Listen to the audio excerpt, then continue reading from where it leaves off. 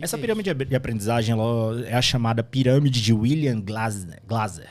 Tá? Assim. Se eu te disser que as pessoas não sabem nem quem teorizou essa pirâmide, a gente tem estudos de datação para saber quem teorizou essa tal pirâmide, de que o seu cérebro aprende muito mais ensinando do que apenas lendo, do que apenas ouvindo, do que apenas escrevendo. Então, essa pirâmide fala que você tem porcentagens, o seu cérebro aprende até 90% quando você ensina.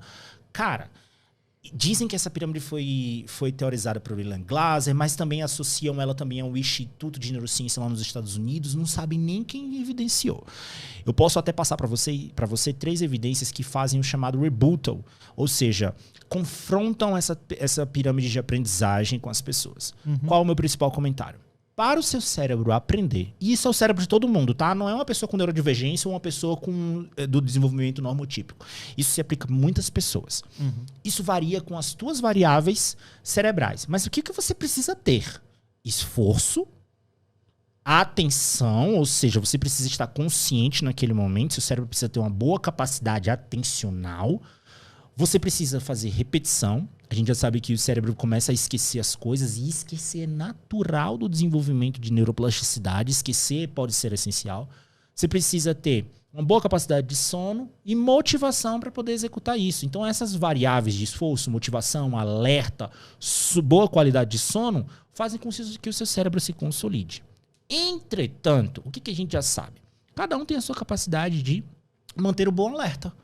Cada um tem a sua capacidade de se motivar. Por exemplo, eu adoro ouvir podcast, Yuri. De verdade, se for uns podcasts desses de ciência, de gente grande, Bibi Bailas, o do Sacane, e assim, o que eu faço? Eu ouço. Pra mim, ouvir é muito bom. Eu era uma pessoa que ia pro colégio, eu fui pra faculdade. Você vai ouvindo, né? Você vai... Cara, eu fui uma pessoa que fui pra faculdade, e se algum colega meu de faculdade ver isso, eu não levava nada, cara. Eu levava meu corpo e o celular. Sabe? E eu ficava prestando atenção no professor, ouvindo o que o professor estava falando, não anotava nada. Eu conseguia reter uma boa capacidade de memória.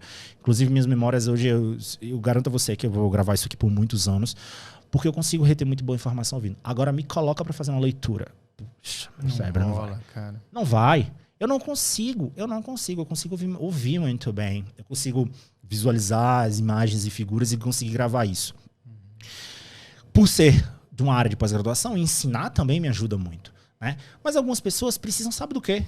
De material, de fazer aquelas escritas, de fazer resumos, de fazer aquela repetição, ouvir o conteúdo e repetir, porque é inerente àquela pessoa. Durante a escrita, ela estava muito alerta, ela estava motivada em fazer, ela dormiu bem. E você, a partir do momento, você encontrou um bom método para você, que é aquele de ver o conteúdo e depois tentar reproduzi-lo para alguém.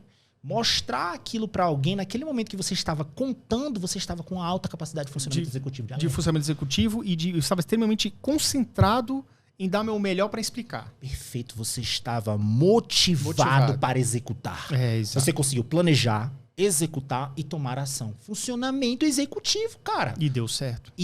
Então eu digo que todo mundo precisa encontrar para si o que calha muito bem para você. Tem gente que adora ver o Kindle, o tablet para poder fazer aqueles esquemas, organogramas. Sabe o que acontece muito para pessoa com TDAH? Não sei se era o seu caso, me conta.